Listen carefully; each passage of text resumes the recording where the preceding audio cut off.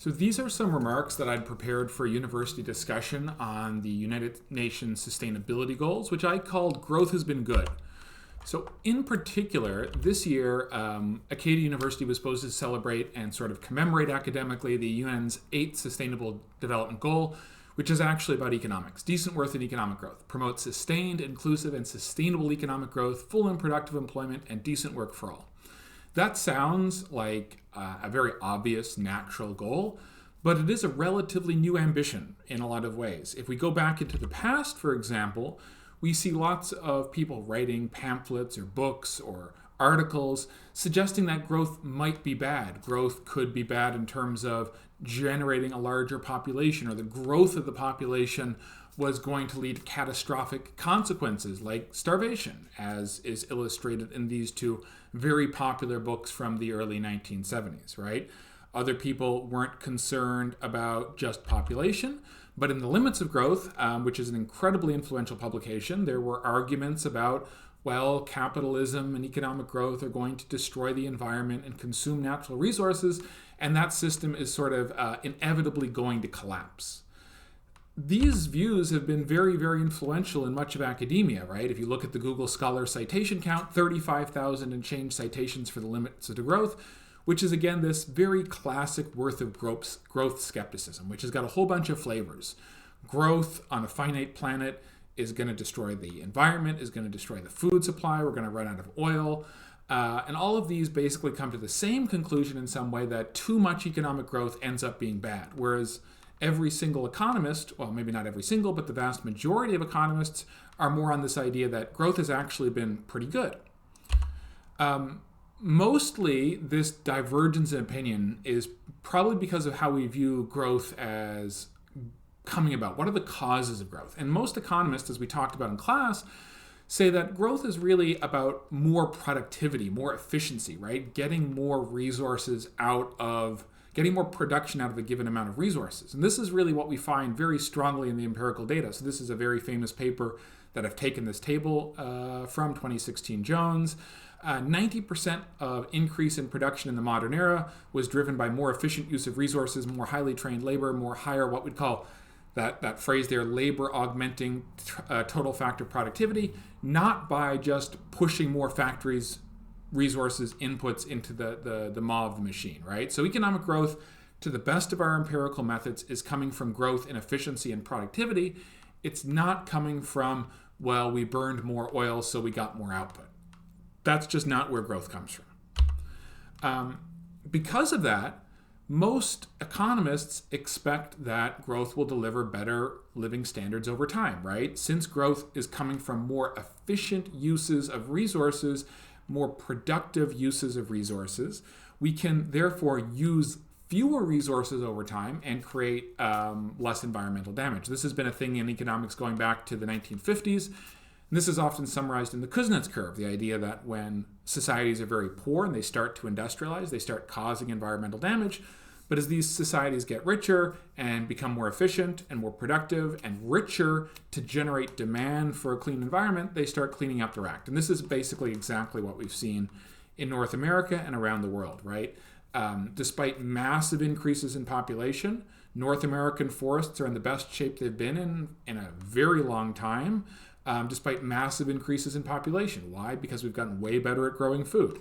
Less lead in our blood, fewer volatile organic compounds in our air, right? There's lots of environmental victories. And economists would argue, that a lot of these environmental victories are because we've gotten richer over time and therefore been able to afford devoting resources to a cleaner environment. Here's a picture of what's happened to Canadian electricity generation over the last 20 years. So despite the massive push to electrify everything, right? More heat pumps, more electric vehicles, get rid of fossil fuels, get onto electricity. Despite the push to electrify, people in Canada use far less electricity than they did 20 years ago. Why? Because efficiencies in making better electrical equipment have outpaced the extra demand for electricity that's come from the electrification of society, right? And this is just an example of how economic growth works, right? We are becoming more efficient at our use of electricity because that is part of what makes us more productive. We don't need to use as much electricity per person because we get way more mileage out of it, right? The switch from incandescent bulbs to LEDs, et cetera, et cetera, et cetera. So this is not to say there are no problems. There are absolutely tons of environmental problems that we need to solve. Super agree, hard agree, tons of environmental problems. But it's way easier to solve problems when you're rich. I mean, that goes for lots of things in life, but it is also true for the environment. The richer we are as a society, the easier we'll be able to deal with our environmental challenges. And becoming richer often requires change, right? You've got to do something different to generate more income, generate wealth, generate a higher standard of living over time. If we stay the same and operate in the same way, we're not going to become richer and wealthier over time. And that change can be very damaging, but I'm going to argue that not changing is much worse, right? So the best example I have for this is the oil refinery industry, right? Canada's got a massive oil industry. That oil needs to be refined by removing impurities, separating into different density products, convert it into usable things like gasoline and diesel and all the other stuff that we derive from fossil fuels. Canada's fleet of 15 refineries is significantly more polluting than all 127 US refineries put together. Why is that? Because our refineries are old, out of date, and very polluting, right? If you look at the dates that I've listed there for the Canadian refineries, our capital stock, the refineries, the factories that we have in the oil sector are very, very old. And old stuff is just more polluting. We knew less. We had worse technology, right? We didn't value human life as highly in the past, and so we pollute it more. The worst industrial facility in Canada is probably the Horn Smelter in Quebec, Rouyn-Noranda, 1927, 100 years old. 9 times more arsenic, 22 times more lead than any other industrial facility in Canada, only second in cadmium. It's really got to get its act together there. New facilities would never meet these be this environmentally damaging, right? New facilities have way tighter environmental regulations. By choosing not to build, we are making our environment worse because a lot of the stuff that we keep around from the past is actually quite environmentally damaging. Here's a visual depiction of that idea that change can be bad. So this is a picture of Montreal's East End. In green, I've highlighted a residential neighborhood. In red, I've highlighted a copper smelter.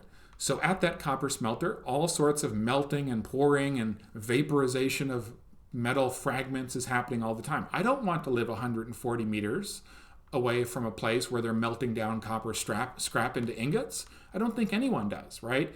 In a society that builds more, that is focused more on economic growth, yeah, we might build new copper smelters, but that allows us to shut down old ones that are located right next to houses, right? That process of growth allows us to rebuild, recreate, redevelop, reimagine things in better ways. But when we stop doing growth, when we stop building, we get stuck with these artifacts of the past, which are often not in good places, not good for our health, et cetera, right? There's no reason that prime real estate in Montreal should be melting down copper scrap. This is very related to some of my own research and one of my more technical and mathematics working papers. I find, I do this sort of macroeconomics of societies that struggle to build. And I find that if you have problems building as a society, where stuff is getting more and more expensive to build every year, faster than your productivity growth, your growth is going to permanently shrink as a country, and you can even induce collapse. And that collapse happens when the stuff that we need to build, our infrastructure, our construction projects, is very necessary, right? Where it can't be replaced by other types of buildings. The obvious connection here that everyone is thinking about in the back of their heads is AI, right? You've all seen whole bunches of environmental headlines about the uses of AI, and I want to try to convince you that I don't think any of these AI environmental demands are actually that bad, right? And so let's try to do that. First thing we should be worried about here is that things that are new are very obvious. They're very salient. We notice them, and that draws our brain in a way that's not necessarily logical, right? So for example, if you took every single microwave in North America, those microwaves across the entire continent would use about as much energy as Toronto. it might say, wow, we could save a Toronto worth of energy if people banned microwaves. But that would be bad. People, first of all, microwaves serve a very useful purpose. People need to cook. That's important. We don't save the energy. We also give up what we got from using that energy. Two, if you ban microwaves, people would start using ovens or other sorts of methods to cook that are much less efficient, right? The fact that North American microwaves use about as much energy as Toronto is showing you exactly how valuable that energy is. People are choosing to use that. AI is going to use a whole bunch of cement. If you took the 1 million tons of cement that the AI industry is projected to consume over the next 2 years, mix it with the appropriate amount of sand and gravel to make concrete, you can think that's about 4 inches of sidewalk per person. If you would not get upset about your town pushing out another 4 inches of sidewalk per person, you shouldn't worry about the the environmental impact of AI, through its demand on cement. The CO2 equivalent is only about a 10-kilometer drive. Lots of us drive 10 kilometers all the time without any guilt. Data centers in general are a very efficient way of computing, right? We put our computers together in data centers to make them run and operate more efficiently than in other ways. But that makes them easy to point at because they're all co-located in one place. Water is another big one, and people are really fighting over the measurements here. But I think my reading of this literature is that water use is just not a big concern, right? Data centers use barely no water. It's just electricity generation that uses water, right? When gas-fired power plants operate, they boil water to create steam to spin turbines, and as that water cools down, a lot of it evaporates. This is not drinking water, and the water that these power plants are pulling, the stuff that doesn't evaporate, it's not polluted, and it can be immediately returned back to the river or wherever else you're pulling it from, because it's not actually being used directly in any industrial process. It's not being polluted. It's only being used for its ability to carry heat, right? Even I think on my reading of, I quote this Han et al. 2026 article here, even people who think that AI uses a fair amount of water are going to find that even an AI boom is only going to be 1% of the water used for agriculture, right? It's going to take money. It's going to take investment, 100%. 1% of the water used for agriculture is not nothing, but it's also not a big thing, right?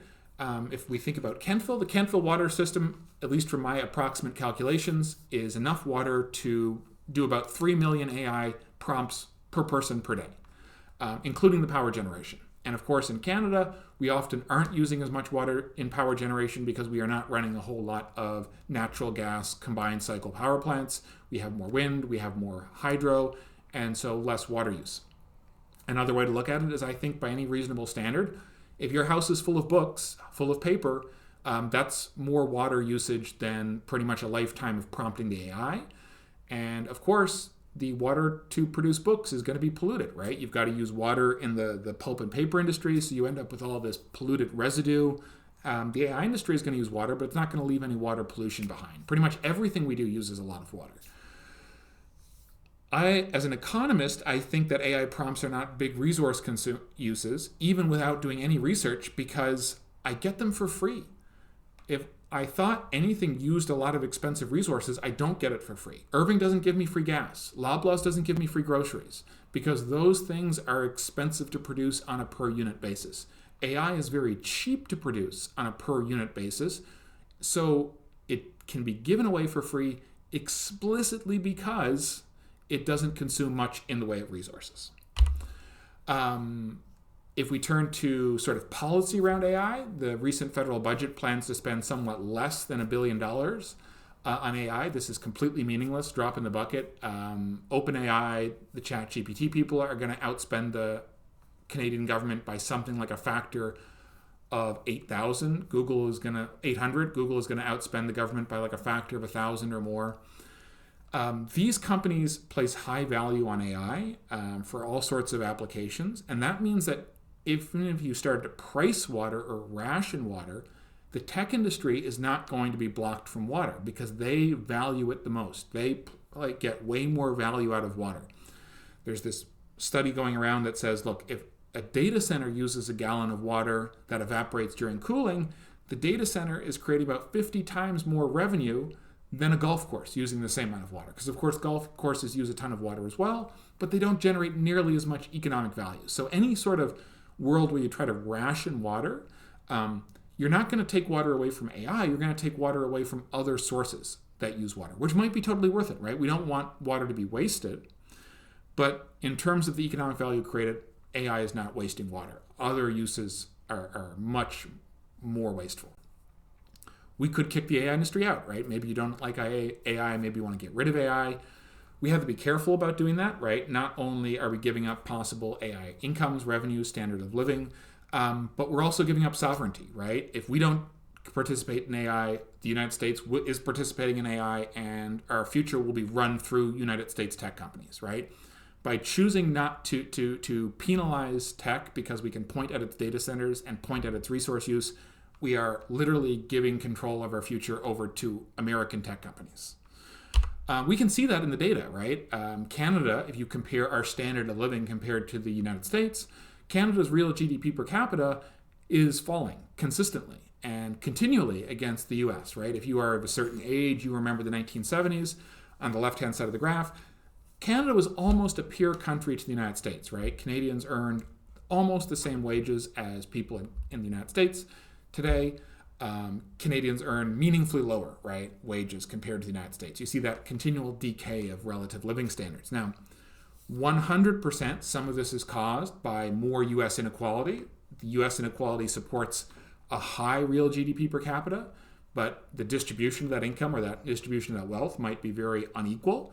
But even when wealth is unequally distributed, it still serves as a tax base for the government to tax and provide services and all that stuff, right? It would be much better if Canada could be just as equal, but also not be significantly poorer, right? Nobody wants to be significantly poorer than the United States. What happens to work after AI? I don't know. I've got no clue. Sorry. But I would say that society has been through major industrial transitions before, and unemployment has never changed in a meaningful way, right? Farming went from 70% of jobs to 2%, manufacturing from 30 to 8. But these shifts happened over very long periods of times, right? Very long. It's not clear how the economy adjusts in a short period of time, but humans, being humans, point at the bad stuff that we can see, and we avoid the new stuff that's not as visible or not located, right?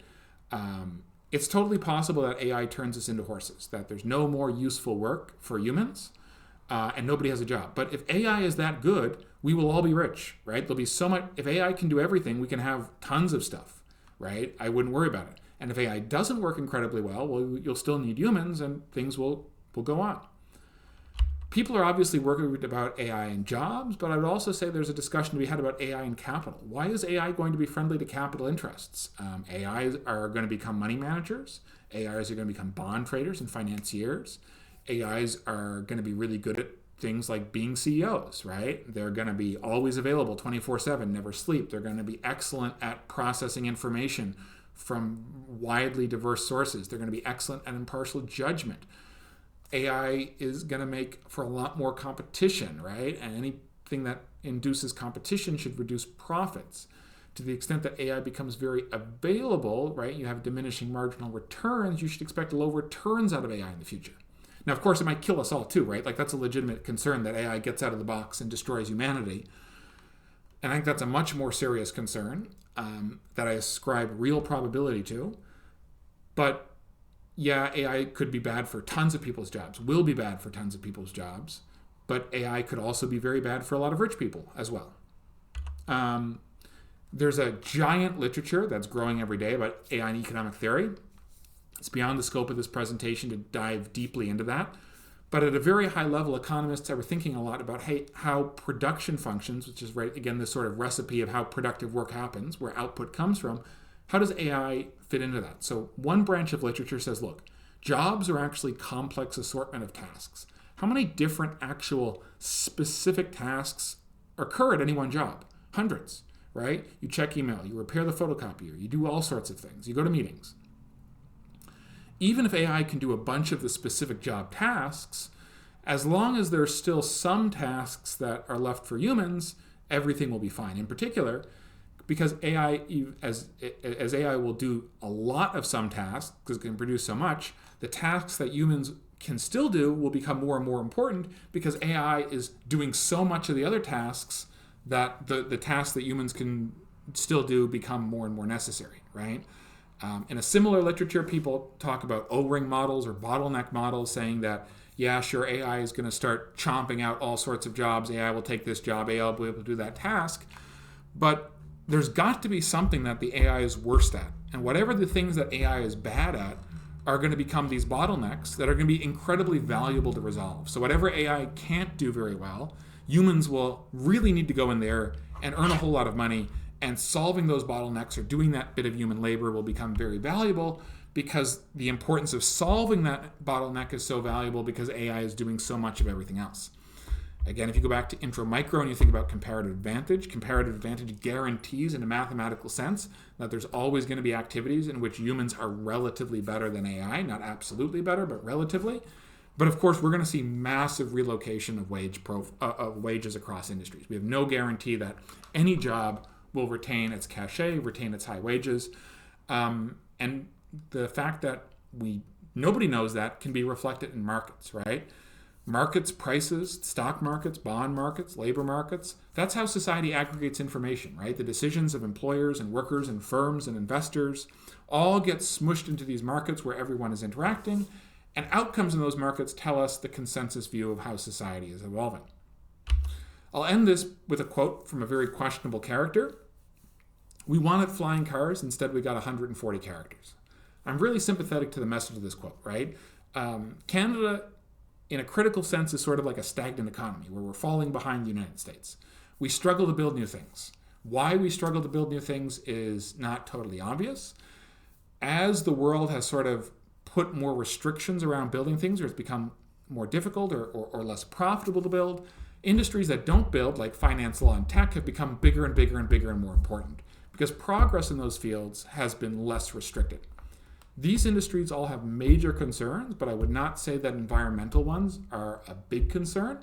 I think there are far bigger concerns, mostly the AI killing us all. And I do mean that actually quite genuinely, right? That's not hyperbole. There are real concerns about jobs and capital, but the economics profession does not have any concrete answers for those. Sorry.